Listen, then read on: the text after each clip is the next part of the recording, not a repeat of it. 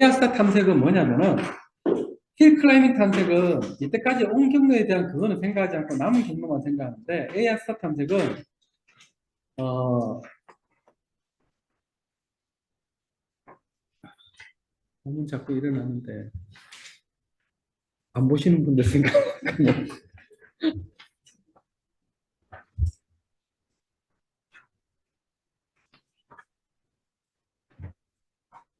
자 이제 평가 함수를 하는데 어떤 평가 함수가 F라는 평가 함수 여기 있는 사람들 F라는 평가 함수가 있는데 이때까지 온 경로에 대한 비용 플러스 그 다음에 남은 경로에 대한 비용 요게 평가 함수예요. 아까는 뭐였어요? 남은 경로에 대한 비용만 생각했죠. 아까 힐클라인. 그래서 남은 비용에 대한 평가함수로서 뭘 썼습니까? 이 평가함수는 만들어야 되는 거예요. 그때마다 탐색이 문제마다 틀려요. 아까 앞에서 어떤 걸 썼냐면은 틀린 타일의 개수를 남은 그게 평가함수로 썼어요. 그래서 틀린 타일의 개수가 적은 쪽으로 무조건 갔잖아요. 이건 이때까지 온 것까지도 같이 따지는 거예요. 그래서 일단 평가함수를 만들었어요. 근데 문제는 이 중에서 우리가 이때까지 쓴 비용, 이건 알 수 있죠. 왔으니까. 근데 뒤에 남은 이거의 비용을 알 수 있습니까? 없어요. 그래서 H-라는 다른 함수를 씁니다. 표현이 그냥 H-라고 해서 비슷한 거라고 생각할지 모르겠지만은 거기에 맞는 다른 함수를 써요. 그러니까 이 전체에 대한 비용은 뭐예요? 뭔가 F-라는 다른 게 나오는 거죠. 그걸 써서 하는 게 A 아스타 알고리즘입니다. 그래서 여기서는 뭘 했냐면은 이 G에 해당되는 게 이때까지 이동한 횟수. 이게 뭐예요? 아까 똑같이 했던 틀린 타일의 개수. 요거를 쓴 거예요. 얘는 단순하지만 이해를 위한 얘기 때문에 자칫 오해하면은 뭐씨 뭐 이런 걸 왜라고 할 수도 있는데 그런 겁니다. 그래서 예를 보시면은 여기서 GN에 이때까지 옮겨진 개수. 자, 처음에는 한 번도 이동 안 했죠. 근데 틀린 타일의 개수가 4개였어요. 한 번씩 다 이동했더니만 얘는 틀린 타일의 개수가 5개, 얘는 3개, 얘는 5개. 그러니까 당연히 어디로 가겠어요? 이 FN H-N을 쓴 게 4가 얘가 적죠. 1로 오는 거예요. 이번에 두 번째 이동했죠? 다 두 번째 이동했죠? 근데 얘는 틀린 타일의 개수 3, 얘는 3, 얘는 4. 어쩌면 이쪽으로 먼저 가죠. 항상 이게 최적의 답은 아닙니다. 얘는 틀린 타일의 개수가 이쪽으로 갔다면 3개, 여전히 횟수는 3번. 얘는 틀린 타일의 개수가 4개, 횟수는 3번. 얘는 당연히 안 가겠고. 얘는 어떻게 돼요? 늘어났죠. 아까보다. 늘어났잖아요. 다시 돌아오는 거예요. 이쪽으로 가는 거죠. 여기로 갔더니만 어쨌든 그렇게 하니까 5, 5, 5. 어쨌든 다시 돌아올 이유는 없잖아요. 그랬더니 이렇게 목표가 나왔다. 라는 거예요. AS타를. 그래서 썼더니만. 그래서 이거는 직관적인 예를 위해서 하다 보니 아주 간단한 예를 써서 그런 거지. 이 큰 문제에 대해서는 이렇게 해놓으면 훨씬 더 빨리 찾을 수 있다. 그러면 뭐를 잘 만들어야 되겠어요? 평가함수. 평가함수를 우리가 그 모델에 맞는 적정한 평가함수를 잘 선택해야 되는 겁니다. 이 뒤에 거는 똑같은 거이기 때문에 일단은 넘어가 있습니다. 전문가 시스템, 이거 뭐 거의 안 봐도 됩니다. 한 번씩 읽고만 가세요. 과거 인공지능 처음 나왔을 때 그때 전문가 시스템이라고 뭐 얘기를 했었지. 지금은 뭐 큰 거가 없습니다. 그냥 용어들 뭐 근데 이런 것도 받으면 좋은 게 뭐냐면은 우리가 속된 말로 구라칠 때 있죠. 모르는 문제 막 끌어가지고 뻥칠 때 이럴 때 막 그럴듯하게 이런 게 키워드인 거예요. 지식 베이스, 뭐 워킹 메모리, 뭐 추론 엔진 뭐 이런 것들. 그런 측면에서 좋기 때문에 어, 하고 이거를 제가 이 토픽을 계속 반복해서 보라는 이유가 그걸 막 보다 보면 이런 키워드들이 머릿속에 쭉 쌓여요. 그러면 활용할 게 적을 거리가 진짜 많아져요. 그러면 답안지 3페이지 채울 필요 없잖아요. 뭐 2.5페이지, 2.8페이지 채우는 거는 일도 아닙니다. 하여튼 이거는 그냥 한번 보시고요. 그다음 뭐 옛날 아주 옛날적인 연역법 기납법은 잘 아시죠? 여기서 뭐 굳이 중요하다 그러면 지식의 확장은 기납법이다.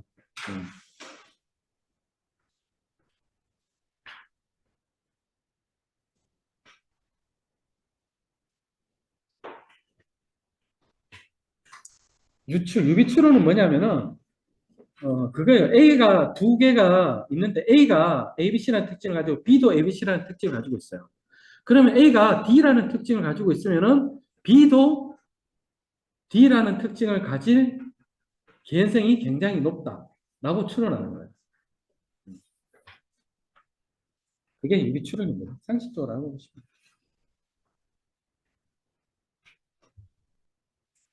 그래서 뭐 전문가 시스템 안에는 추론이 있는데 전방향 추론이 있고 후방향 추론이 있고 전방향 후방향이 있으면 섞어놓은 것도 항상 있다. 그래서 하이브리드 뭐 이런 게 있다라고 하시면 돼요.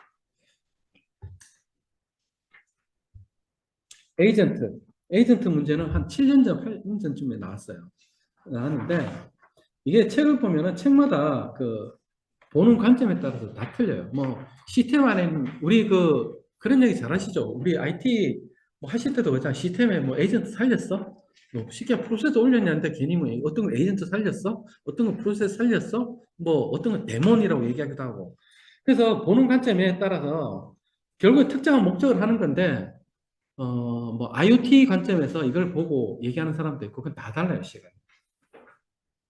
그래서 여기 있는 것들은 과거에 그때 7, 8년에 나왔던 그 문제에서 에이전트라는 그 책에 나오는 일부 내용을 적었는데, 뭐 저도 이렇게 정리를 하면서 다, 치면 안 된다 생각을 정리를 해봤습니다. 해봤는데, 이렇게 생각하지 마시고, 그냥 여기 있는 내용들은 그냥 크게 거부감 없이 그러려니 하고 받아들이시면 되는 내용이에요. 그래서 똑같이 이런 추론 엔진들이 있고, 자그마한 그런 게 있다, 에이전트들이.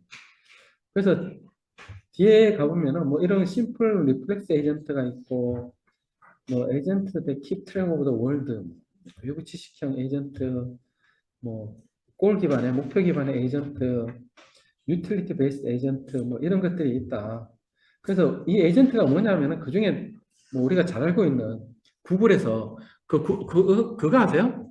구글 브라우저 띄우면은 어, 허접한 PC에서는 잘 안 돌아가는 거? 구글이 웹브라우저 뒤에서 하는 게 굉장히 많습니다. 진짜. 뭐 그런 거 안 느끼세요? 우리 집사람이 그런 얘기 잘하는데 유튜브에서 뭐 상품 뭐 이렇게 검색하고 나면은 아니 구글인가 뭐 검색하고 나면은 유튜브에 막 그거 막 뜨고 이럽니다.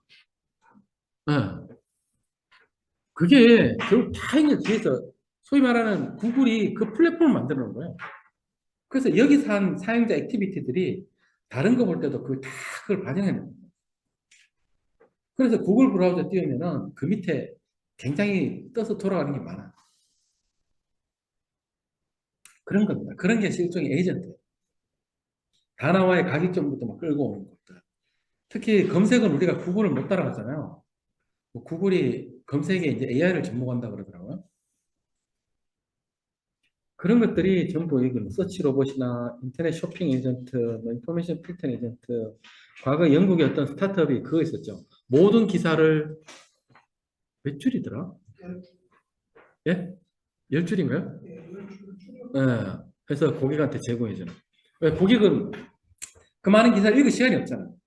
그러니까 딱 이러면은 그를 함축적 딱 10줄로 딱 정리해주는. 그래서 어디에 팔렸었는데, 그것이 그런 것들입니다, 에이전트. 그렇게 보시면 될 것 같고, 인공지능입니다, 인공지능. 신경여론망. 아까 제가 이제 인공지능 이러면서, 어떤 오시아 같은 문자 이식이나, 셀바스 이렇게처럼 아까 아리아처럼 그 음성을 이식하고, 이런 것들이 어떤 인간의 이런 뇌 구조하고 비슷한 거예요. 아까 안 계실 때는 말씀하셨지만 사람의 뇌는 모든 뉴런이 동시에 움직여요. 모든 연결된 뉴런이 뭔가 사물을 판단할 때 동시에 움직여요. 근데 컴퓨터는 그렇지 않잖아. 그게 인간하고 컴퓨터하고 가장 큰 차이예요. 근데 컴퓨터가 따라붙은 게 뭐예요? 속도. 사람이 컴퓨터한테 넣는 거는 어떤 뭐 파트마다 이제 틀리지만 특히 어떤 이런 문제 이런 것들이 이제 컴퓨터가 복잡한 문제에 대해서 컴퓨터가 더 빨라지게 되는 거죠. 지금. 그래서 그런 형상을 그대로 즉 우리가 딥러닝 자체가 그림 그려놓은 거 보면은 그게 하나하나 입력 그게 뉴런인 거예요. 그 뉴런 하나들이 내부적으로 다 파라메터 웨이트 값에 해가지고 우리가 웨이트라 그러는데 그 값에서 다 연결돼 가지고 학습하는 게 그게 딥러닝이다. 그래서 그걸 수학적 표현 모형을 만든 거예요. 네. 그래서 수학이 중요한 거예요. 모든 것들을 수학적으로 표현할 수 있어야지 연산이 가능하고 그래야지만이 어떤 뭐 증명 뭐 이런 것들 가능한데 입력값들 하나가 외부에 들어오는 어떤 그거예요. 우리가 눈으로 들어오고 귀로 들어오고 하여튼 모든 오감으로 들어오는 그 판단들. 가중치는 뭐냐면은 이런 거라고 생각하시면 돼요. 뭐 극장에 들어갈 때 우리가 눈에 있는 들어오는 빛의 양 바깥에 나는 틀리듯이 우리가 옆에서 어떤 얘기를 하면서 옆 사람이 툭툭 치는데 화났을 때 치는 거하고 좋은 감정 치는 거하고 틀리죠. 그 하나의 그것도 이게 가중치예요. 그런 것들이라고 보시면 돼요.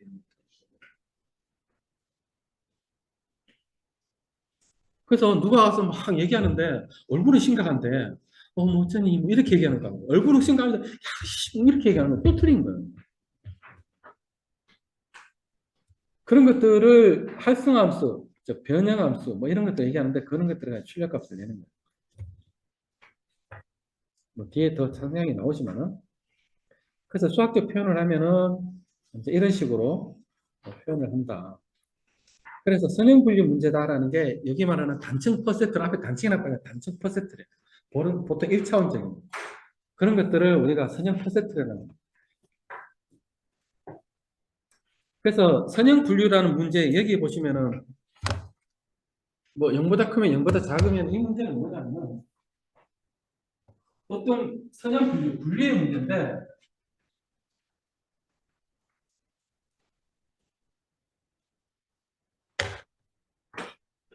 분류의 문제인데 여기에서 우리 보통 학교 다닐 때 공부할 때 어떻게 해요? 이 부분이 이 함수가 나올 때 이쪽 부분이 보통 뭐예요? ax 플러스 b가 0보다 큰 구간. 보통 이쪽 부분이 뭐예요? ax 플러스 b가 0보다 작은 구간. 이런 식으로 표현하잖아요. 아닌가요? 네. 이런 식으로 표현해요. 이 부분이 그 얘기예요. 선형 분류. 즉 이런 식으로 분류를 한다 이거죠. 그러면은 이게 0보다 크고 0보다 작다는 거는 이제 예를 든 거고 어떤 우리가 여기에는 삼각형 모양들이 있고 많고 여기는 원 모양들이 많아요. 그럼 얘가 어떤 식으로 선을 그어가 얘들 분류하겠죠. 그러면 어떤 함수가 거기에 가장 근접한 함수가 나올 거라고. 그러면 이것보다 위쪽에 있는 것들은 얘를 분류한 거고 이것보다 낮은 쪽에 있는 얘를 분류한 거죠. 그래서 단층 퍼센트런이 1차원적인 선형 분류의 문제다라고 얘기를 합니다.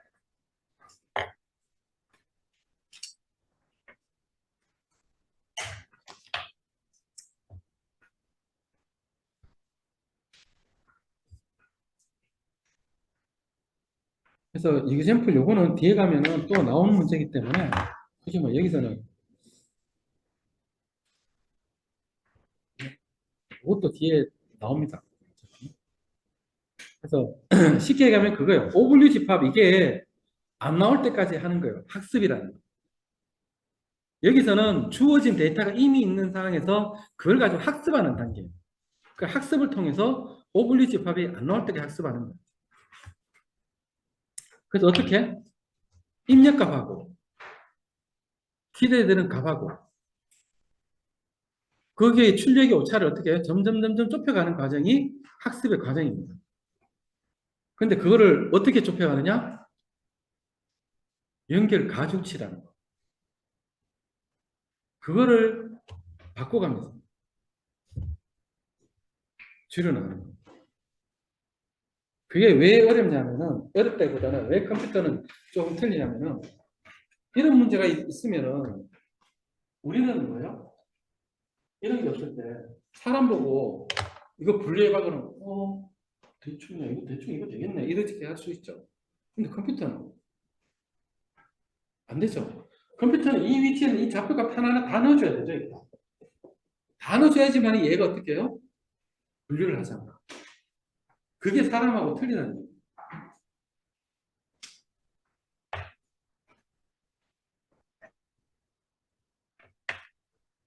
그래서 신경 회로망의 학습 과정이 여기에 나오는 출력값하고 사용자가 기대하는 출력값을 비교하고 오분리 집합을 계산하고 거기에 따라 가중치 조절해서 오분리 집합이 없을 때까지 어떻게 해요? 계속 출력값을 비교하는 거예요. 그래서 그가 아까 앞에 있던 그 단층 퍼셉트론이 1차 선형 분리의 문제라고 한다면 소위 말하는 딥러닝 그를 우리가 다층 퍼셉트론 뭐 여기서 말하는 은닉층, 히든 레이어, 뭐 중간층, 뭐 인터널 레이어 이런 식으로 표현을 합니다. 주로 인공지능책에 보면 은닉층, 히든 레이어라고 많이 표현을 하죠.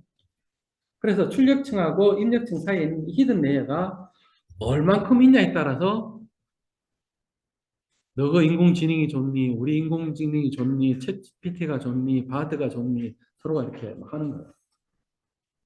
그래서 챗GPT가 새로 나온 버전이 과거 버전보다 이 은닉층의 그 계층이 지난 과거께 소위 말하는 천억대 단위였으면은 바뀐 게 조단위.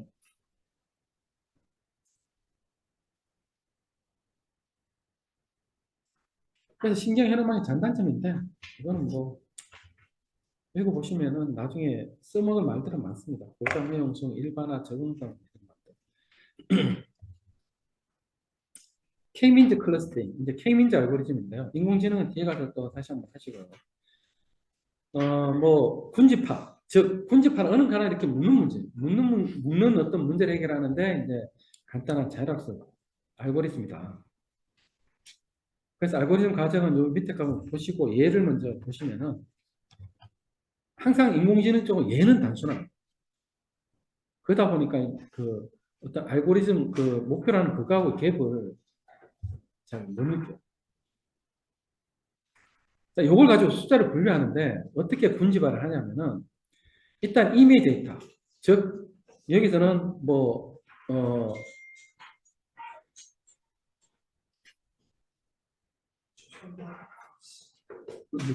그다음 또 차례차례로 저기 너트리고 뭐 또 너트리고 할 거. 뭐 순서대로 한번 돌 때가 돼가지고 나도 마이크 조금 열어야 되겠다. 그래서 군집 1, 2, 3 이렇게 돼서 먼저 2, 8, 120을 두는 거예요.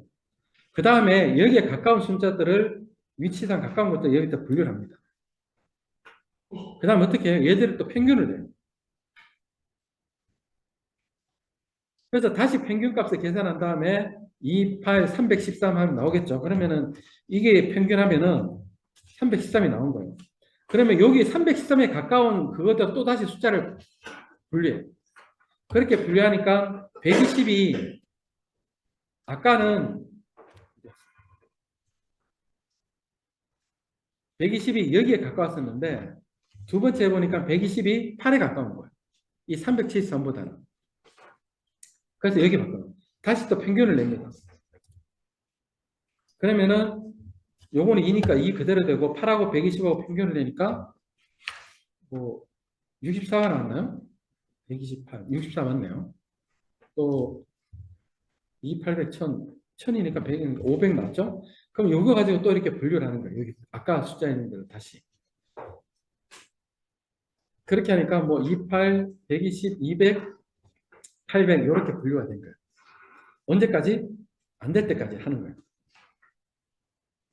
그런 식으로 변화가 없을 때까지 하면은 이렇게 센츄리의 중간값들이 5, 160, 800이 되고 거기에 데이터들이 따라서 이렇게 분류한다는 얘기예요. 숫자를 해가지고 심플하게 이게 어떤 거다라는 개념을 잡기 위해서 요 예를 쓴 거예요. 그러니까 요걸 가지고 어떤 분집화, 분류 문제들을 하는 겁니다.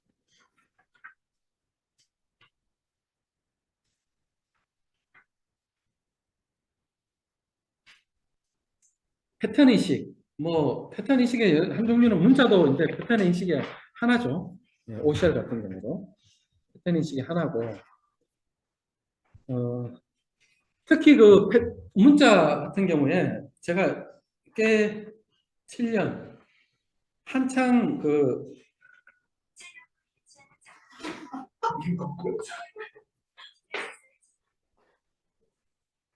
이거 왜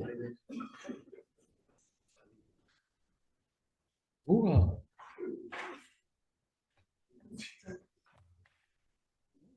아니네. 어 항상 한창 그 체포 초기 뭐 나오고 막 이랬을 때 뭔 얘기가 했을 때 OCR 막 초기에 나오고 했을 때 그때 이제 했는데 근데 지금은 모르겠는데 그 당시만 하더라도 OCR 기술이 한국에 별로 없었어요. 그래서 러시아의 아비 맞나? 그 엔진이 유명했어요. 근데 의외로 걔가 어려워하는 글씨가 뭔지 아세요? 한글이야. 그래서 한글 버전이 굉장히 늦게 나왔어요. 그 의외로 이 한글이 우리도 한글 쓰는 사람, 한글 쓰는 책 나중에 저기 뭐냐 이거 답안 쓰고 채점 해보면은 정말 글씨 잘 쓰는 사람 거의 없습니다. 진짜 한글인데 어렵겠구나 라는 생각이 들어요. 한글이 그만큼 어렵습니다. 인식하기.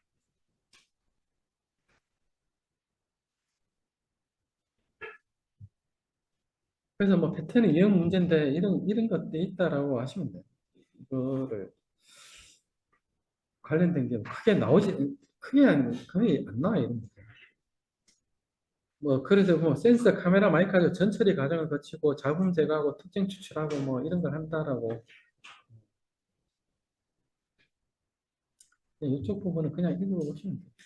그래서 패턴 인식이 뭐 가지는 게 분류, 회귀는 뒤에 가서 또 회귀 1차원 회귀 뭐 뒤에 가서 로지스틱 회귀 할 거기 때문에 거기 회귀라는 의미는 다시 한번 설명을 드리고요. 회귀라는 것은 여기 나온 대로 이제 어, 분류를 일반화하는 거예요. 예. 한번 보시기 바랍니다.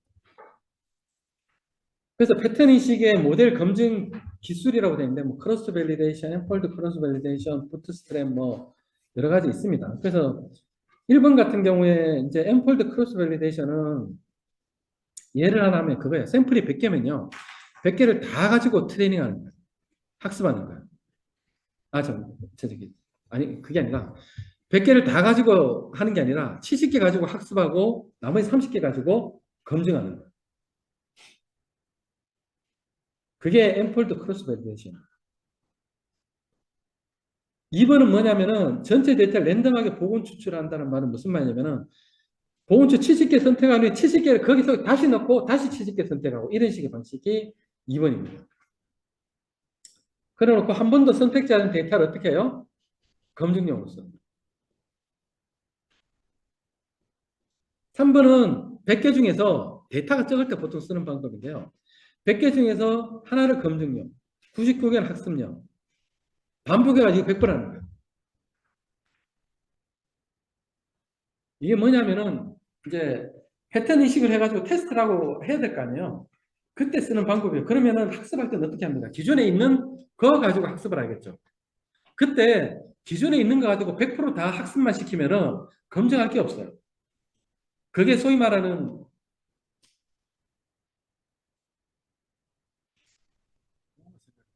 뒤에 나오는데 그게 소위 말하는 오버피팅, 과적한 문제.